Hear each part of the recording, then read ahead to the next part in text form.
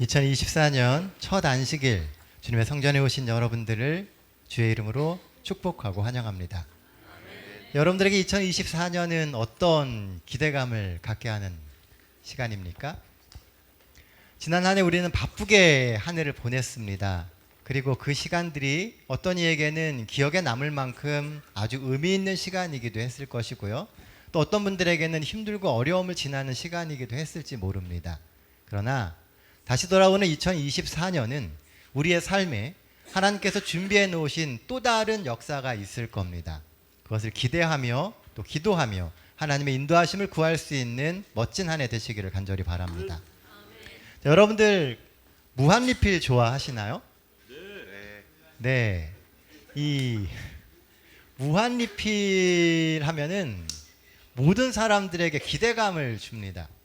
어차피 먹을 수 있는 양은 딱 정해져 있어요. 하지만 무한 제공, 무한 리필 그러면 왠지 이익일 것 같은 생각이 듭니다. 그래서 뷔페에 가면 어떻게 합니까? 다들 과식을 합니다. 어떻게든지 집어넣으려고 그러죠. 그래서 그 뷔페가 정말 속에서 뷔페되게 만드는 그 정도로 많이 식사를 합니다.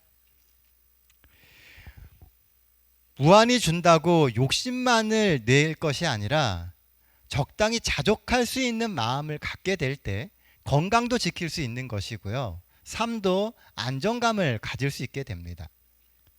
우리가 2024년이라고 하는 새해를 시작하면서 아마 많은 계획들을 세우셨을 거예요. 올해는 이것도 할 거고 저것도 할 거고 작년에 못한 이런 것도 이루어 봐야지. 그런데 그 모든 것들이 과한 욕심으로 채워지다 보면은요. 사실은 모든 것을 망칠 수 있다는 겁니다. 자족하는 마음으로 하나님의 지혜를 구하면서 우리가 살아가게 되시기를 간절히 바랍니다. 자, 올 한 해 우리는 어떻게 살아야 할까요? 새해가 되면 첫 번째 고민은 내가 올 한 해를 어떻게 살 것인가 하는 것입니다. 또 올 한 해 하나님께서 나에게 맡겨주신 그 직분을 어떻게 받들면서 살 것인가 또한 우리에게 고민이 되기도 합니다. 오늘 함께 나눌 말씀은 열왕기상 16장 30절로 33절에 나오는 한 인물에 대한 이야기를 좀 하려고 합니다. 하나님이 주신 시간과 지위와 그 직분을 가지고 어떻게 살았는지 그리고 그의 삶을 통하여 우리가 어떤 교훈을 얻고 다시금 우리가 어떤 결심을 해야 될지 함께 살펴보게 되기를 원합니다. 다 함께 성경 말씀 찾도록 하겠습니다. 열왕기상 16장 30절로 33절에 있는 말씀입니다. 다 같이 성경을 보도록 하겠습니다. 열왕기상 16장 30절로 33절에 있는 말씀입니다. 한 절씩 번갈아 가면서 읽겠습니다. 30절입니다. 오므리의 아들 아합이 그의 이전의 모든 사람보다 여호와 보시기에 악을 더욱 행하여 느밧의 아들 여로보암의 죄를 따라 행하는 것을 오히려 가볍게 여기며 시돈 사람의 왕 엘바알의 딸 이세벨을 아내로 삼고 가서 바알을 섬겨 예배하고 사마리아에 건축한 바알의 신전 안에 바알을 위하여 제단을 쌓으며 또 아세라상을 만들었으니 그는 그 이전에 이스라엘의 모든 왕보다 심히 이스라엘 하나님 여호와를 노하시게 하였더라. 자, 오늘 본문의 주인공은 누굴까요? 네, 아합입니다. 우리가 아합이라고 하는 인물을 정말 많이 들어봤습니다. 아합은 어떤 사람이었습니까? 아합은 왕이었습니다. 그런데 그닥 좋은 이미지를 주는 왕이 아니었죠. 아합 그러면 나쁜 왕입니다. 이스라엘에서 가장 나쁜 왕. 그리고 아합에게는 또 유명한 아내가 있습니다. 그의 이름은 이세벨입니다. 사람들이 세계 3대 악처라고 얘기하는 사람 중에 한 명이 이 이세벨입니다. 그러니까 아합은 분명히 하나님께서 왕으로 선택한 사람이었음에도 불구하고 그의 삶에 대한 이미지는 그닥 좋지 않다는 것이죠. 새로 시작한 한 해를 우리가 어떻게 살아야 될까? 이 의문에 대한 본문의 첫 번째 대답은요. 하나님을 무시하는 삶을 살지 말라는 것입니다. 30절 말씀입니다. 오므리의 아들 아합이 그의 이전의 모든 사람보다 여호와 보시기에 악을 더욱 행하여. 자, 아합 왕은요. 우리가 그런 생각을 합니다. 그리스도인으로서 하나님을 무시하며 살 수 있을까? 가능할까요? 안 될 거라고 생각을 하지만 생각보다 많은 사람들이 하나님을 무시하며 살아갑니다. 하나님이 주시는 그 말씀을 알면서도 모른 채 하고요. 하나님의 말씀과 정확히 반대되는 삶을 살면서도 그것이 하나님의 뜻이라고 생각하며 살아가는 경우가 굉장히 많다는 것입니다. 아합 왕은 이스라엘의 7대 왕입니다. 하나님께서 선택하신 나라 이스라엘의 왕이에요. 하나님이 선택하신 그 민족, 그 이스라엘 백성들을 치리하기 위하여 하나님께서 세우신 왕이 아합 왕이었다는 겁니다. 그런데 그를 정의하는 말이 뭐라고요? 이전에 모든 사람보다 여호와 보시기에 악을 더욱 행하였다는 것입니다. 아합의 인생은 그냥 한마디로 하나님 앞에 악을 행하는 그런 왕이었다는 것이죠. 왜 그는 그런 삶을 살았을까요? 네, 좀 넘겨주세요. 이거 문제가 안 되네요. 성경을 읽다 보면은요, 하나님을 대적한다라고 하는 표현이 굉장히 많이 나옵니다. 하나님을 대적하는 대부분의 사람들은 하나님을 모르는 사람이었을까요? 아니면 아는 사람이었을까요? 대부분 다 아는 사람입니다. 하나님을 모르는 사람이 하나님을 대적하는 게 아니라 하나님을 알면서도 하나님을 대적하는 경우가 많았다는 겁니다. 안타깝게도 성경에서는 대부분 그들은 하나님에 대해서 아는데 단지 그 마음에 하나님의 백성으로서 살고자 하는 그 마음을 잃은 사람들이었다는 겁니다. 하나님을 알고 그 말씀을 듣고 하나님이 인도하시는 길을 알고 있었음에도 불구하고 자신의 마음으로 그렇게 따르고자 하는 그 마음을 잃어버린 사람이었다는 겁니다. 사람이 거룩한 백성이 되려고 하는 마음을 버릴 때 바로 그 순간 우리는 하나님을 대적하는 사람이 되게 되는 것입니다. 오늘 본문의 아합 왕이 그랬어요. 열왕기상 21장 29절에 보면 아합의 주변에는요, 엘리야를 비롯한 선지자들이 있었습니다. 갈멜산에서 막 불이 내리고 하는 그 이야기를 하는 그 엘리야가 아합 시대의 선지자였다는 겁니다. 그 역시 한때 하나님께 회개하며 겸비한 모습을 보이기도 했어요. 그러나 아합 왕은 매번 다시금 하나님의 기별을 무시했습니다. 하나님의 뜻을 알면서도 자기의 욕심과 자기의 그 욕망을 따라 살아갔던 것입니다. 그래서 그의 인생의 결론이 하나님을 대적하는 자였다라고 마무리되게 되는 것입니다. 아는 것과 사는 것은요, 너무나 다릅니다. 문제는 환경이나 상황이 아니에요. 진짜 문제는 내가 어떠한 마음을 갖고 사느냐는 것입니다. 주변에서 하나님의 말씀을 이야기해주고 기별을 나눠주고 의로운 삶을 살도록 우리를 인도하는 사람들이 있을 수 있습니다. 그러나 결국은 내가 내 마음에 거룩한 백성이 되려고 하는 그 마음이 없으면 결국 우리의 삶은 하나님을 대적하는 삶을 살게 된다는 겁니다. 오늘 우리가 어떤 마음가짐을 갖느냐가 가장 중요하다는 것이죠. 우리가 흔히 하는 말 중에 아는 게 힘이다라고 하는 말이 있습니다. 아는 게 정말 힘입니까? 정보의 홍수 속에서 아는 것은 많은데 정말 우리는 그 아는 것만큼 힘을 갖게 됩니까? 결국요, 아는 게 힘이 아니라 실천하는 게 힘입니다.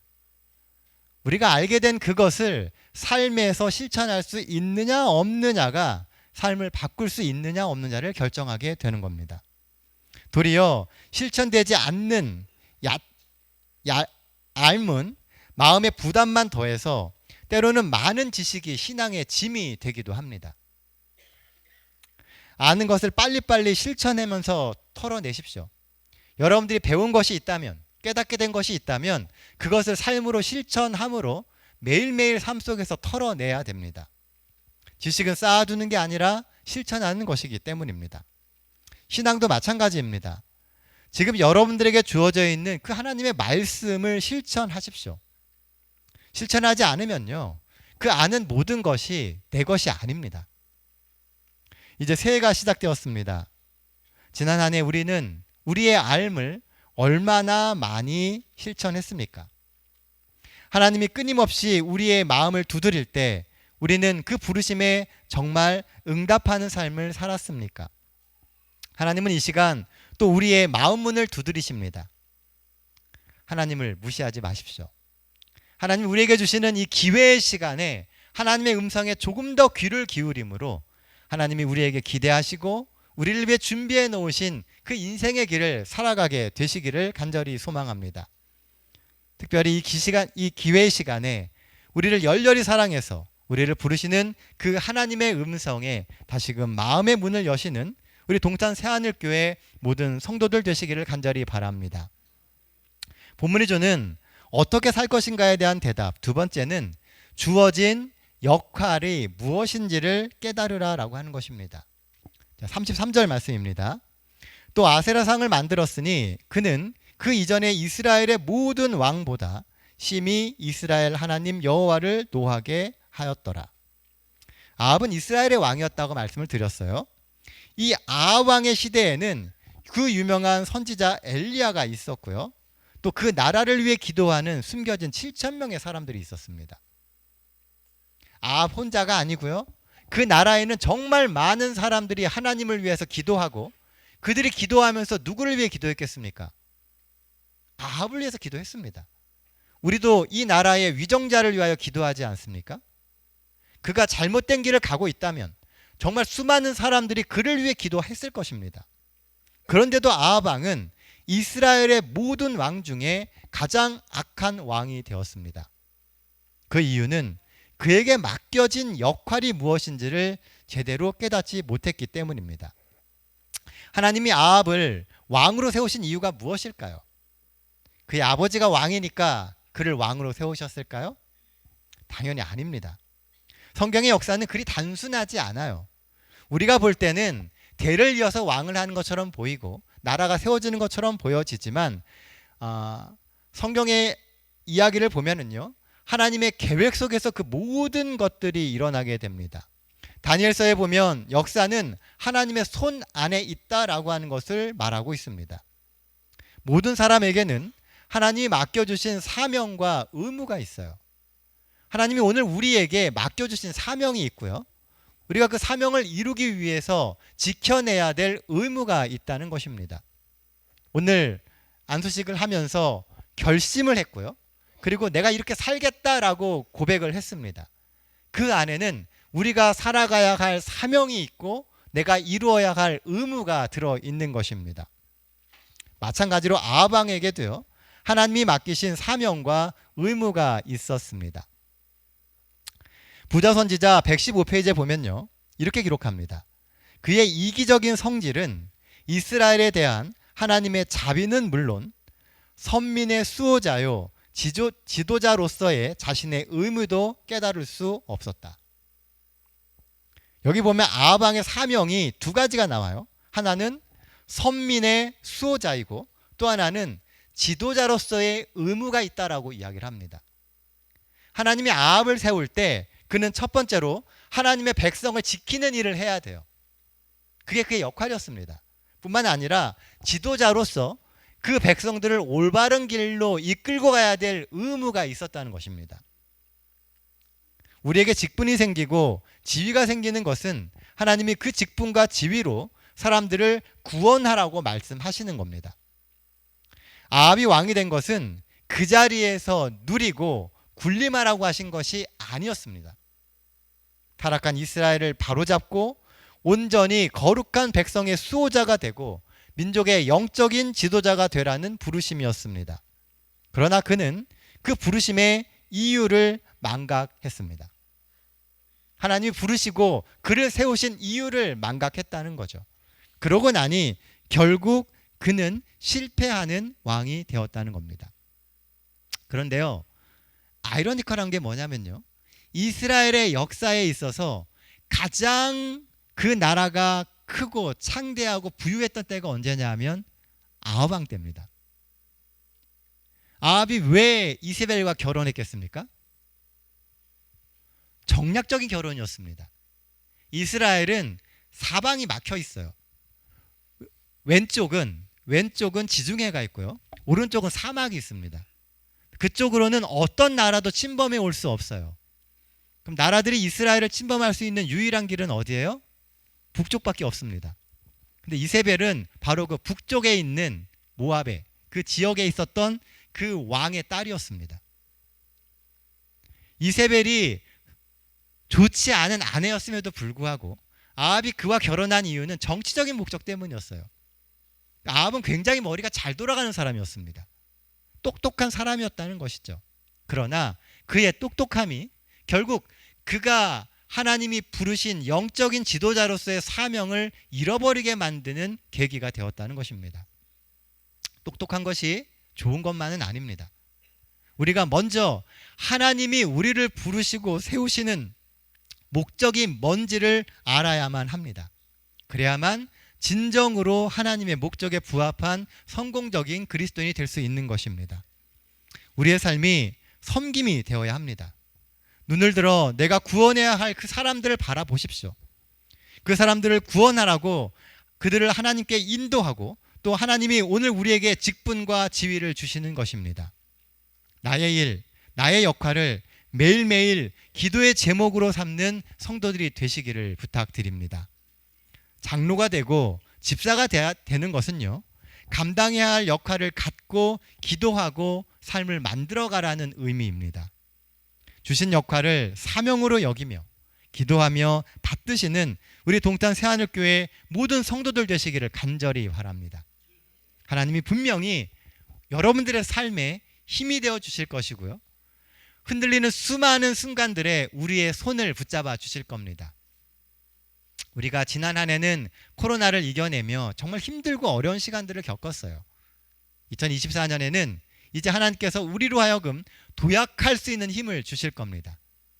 더 많은 사람들에게 복음이 전해지고 교회가 더욱 든든히 서가며 하나님의 이름이 이 지역사회에 더 넓게 퍼지는 일들이 있게 될 겁니다. 그 일을 위해 오늘 하나님께서 우리를 부르신 거예요. 그리고 우리에게 직분을 맡겨주시고 그 길로 나아가라고 명령하시는 것입니다.